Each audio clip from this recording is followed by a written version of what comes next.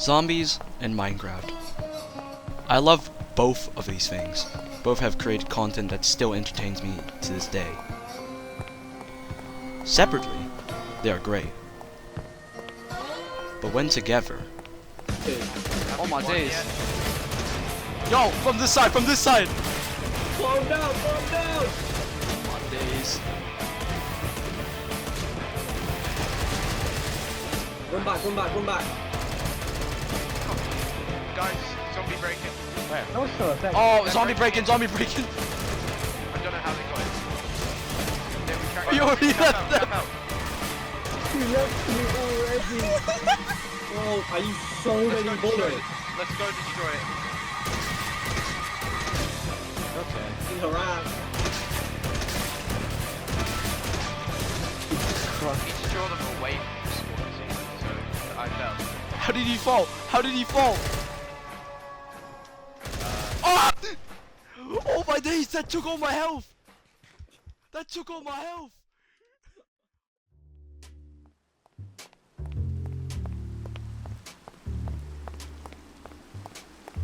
Zombie Apocalypse mod packs are probably one of my favorite ones to play in modded Minecraft. Anything with guns, really, I'll probably enjoy it. However, all zombie mod packs I've played so far always had something missing. I couldn't put my finger on it though. I ain't saying these other mod packs aren't bad or anything. They can be fun and enjoyable in their own right, especially with friends. Nah, it's gonna be okay. I'm holding your hand right now. It's gonna be okay. Austin. I'm sure they'll apologize. I'm sure they'll apologize. I ain't this man's- apologizing for shit. This man Austin, said this man said I took everything from you. I didn't even take This much. man, I just this took some man- mild armor that wasn't being used already. This man gave me 4 pieces of leather armor. No, 3 pieces and a damaged pair of leggings, which I changed, by the way. I got myself a pair. This man gave me 3 pieces of armor. He was like, everything in that chest is mine. I get it for a living. No. I made that home. I gathered my own wood. I gathered my own stone. I gathered my own cushions. I gathered everything. This man did. Oh, bro, what is He's this? claiming to be my life savior. What's this speech? What is this speech he's going on about? This is so funny. But they could have been better. I wanted something that was like Left 4 Dead 2 or Project Zomboid, where I was fighting for my life in a ruined city. Something that allowed me to be immersed in the game itself. That's when I found it. Riddle me this, riddle me that. Why you there, you twat? This video is about DeceasedCraft, a very interesting take to the Zombie Apocalypse mod pack scene, as it utilizes almost everything that the mod pack has, and I absolutely love it for a lot of reasons. I'm here today to talk about the mod pack and why I personally enjoyed it so much. I'll be going over a few aspects of the mod pack and explaining how they work. I really hope by the end of this video that you guys go try out the mod pack for yourselves and enjoy it as much as I did. Without further ado, let's get to the first thing that I want to talk about.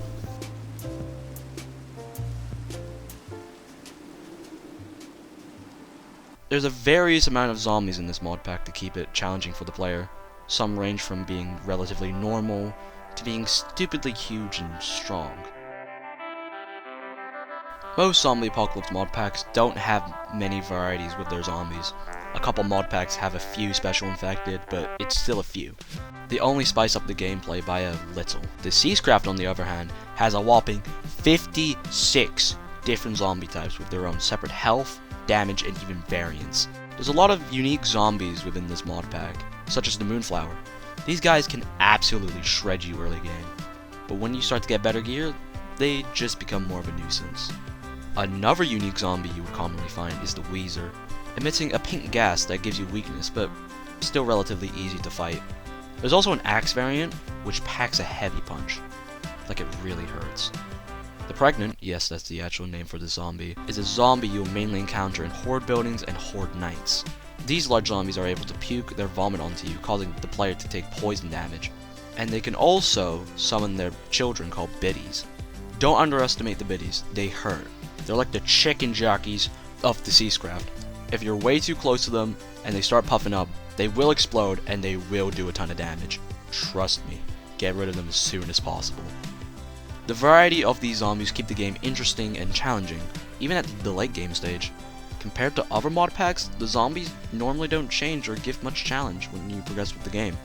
However, DeceasedCraft keeps that challenge with the occasional horde nights and harder enemies that appear when discovering new locations. Whether it's entering a new biome or defending your base from a horde, the mod pack will always keep you on your toes.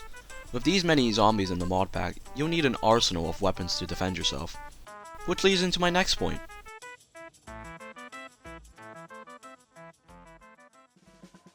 There's an absurd amount of weapons to fight off the zombies. You got golf clubs, shovels, spears, knives, scissors, baseball bats, mace, swords, boxing gloves, axes, batons, katanas.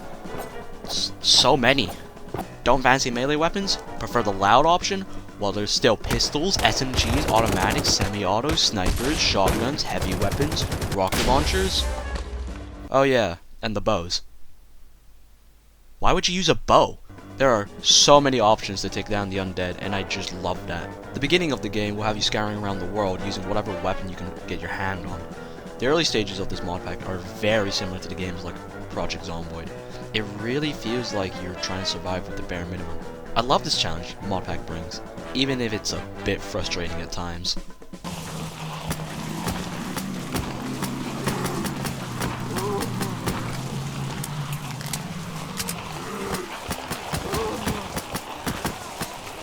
It feels natural to getting better weapons, as it does take quite a while to create one. All of the stronger weapons normally require a bunch of materials that are hard to find.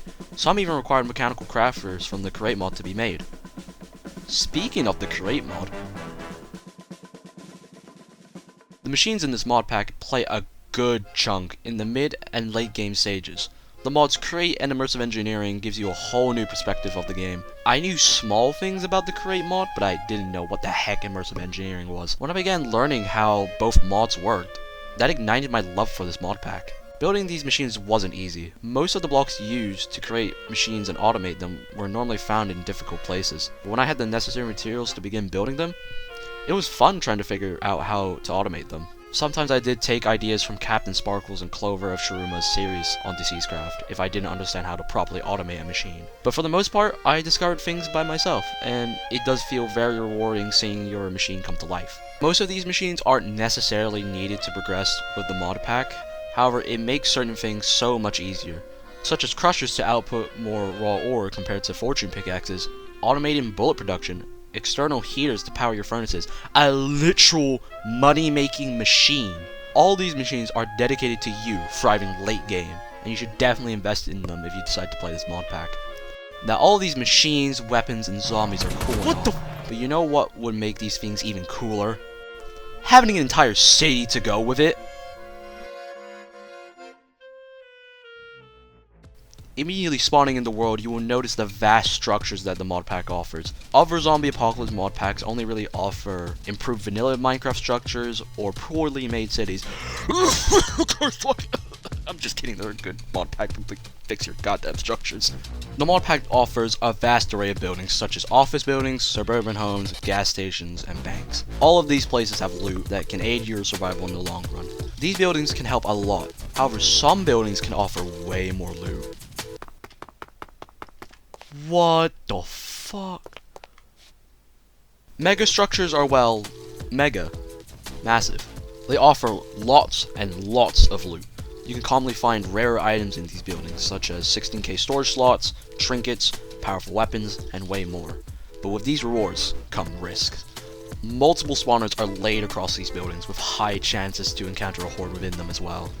Megastructures found in the wasteland, such as the laboratory and military base, hold stronger and tankier zombies compared to the other megastructures. Having these structures all around the world encourages exploring and gives the player a challenge if they so decide to loot any of these megastructures they find. These structures add onto the immersion and makes the experience way more enjoyable. Really makes you feel like you're in a zombie apocalypse with all these zombie infested buildings surrounding you. Everything I have talked about DeceasedCraft so far, it makes for an amazing experience. It feels rewarding to complete something, whether it's taking on a megastructure or creating your own machines to advance your progression. The cycle of struggling then working for a reward is bliss. But what if there was more?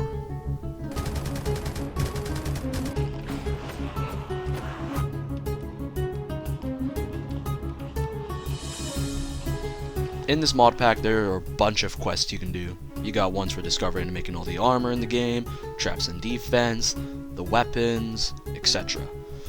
All of these give simple rewards like EXP or materials that are used to create those items. However, there's the main quest line, seeking the cure. I believe it's an extra thing you can do rather than a mandatory thing, but I still think you should do it as a goal. After reading the first quest and signing it off as completed, you truly begin by first tasked of discovering a golden apple, the only thing that can cure you in this mod pack.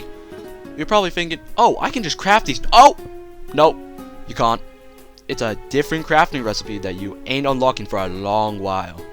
The only way to obtain them as of right now is going into hospitals. Once completing the golden apple quest, you are then tasked of finding 5 research papers.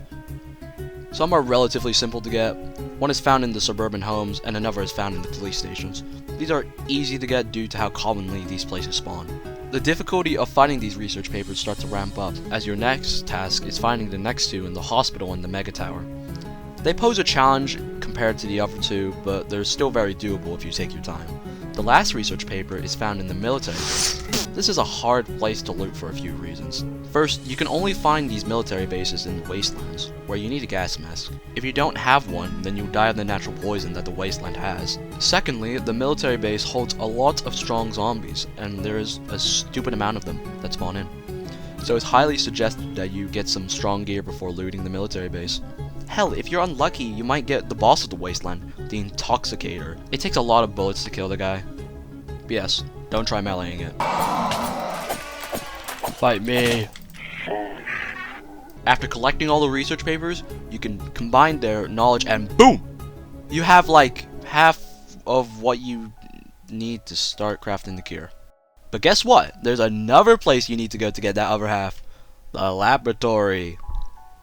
This place is filled with so many zombies, and they can mine through the walls. It's terrifying. But with this opposition, there comes great rewards.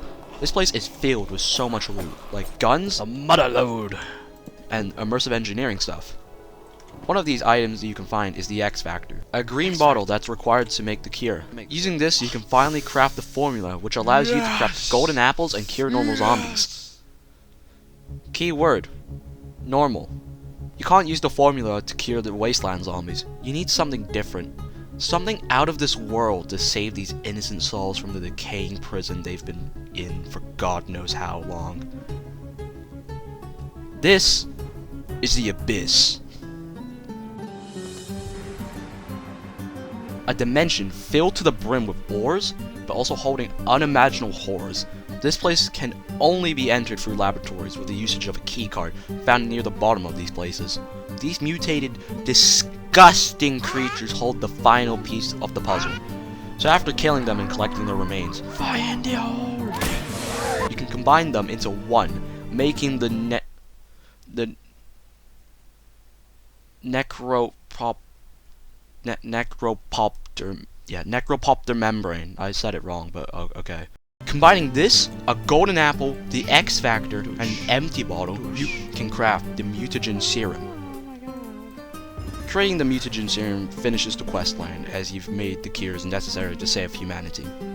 It's rare to find these mod packs that have a questline that's enjoyable. Doing this questline encourages the player to use everything in the mod pack, such as the create mod and using unique travel methods to get to places. Usually when I pick a mod pack, I don't really think about it too much. But with this mod pack, it really helped me learn how to use the mods to help me progress with the game. It was so fun that when I had enough of my first world, I started a second world. It's fun. All these points I talked about in this video ultimately culminates into a mod pack that gives the player a truly immersive experience that can only be seen in other zombie games. It allows the player to evolve from surviving off scraps to making technological advances to save humanity itself. I didn't explain too in-depth because I encourage you to play the mod pack for yourselves. Whether solo or with friends, I'm sure you have fun discovering and experimenting in DeceasedCraft. If you made it to the end of this video, then I hope you enjoyed it.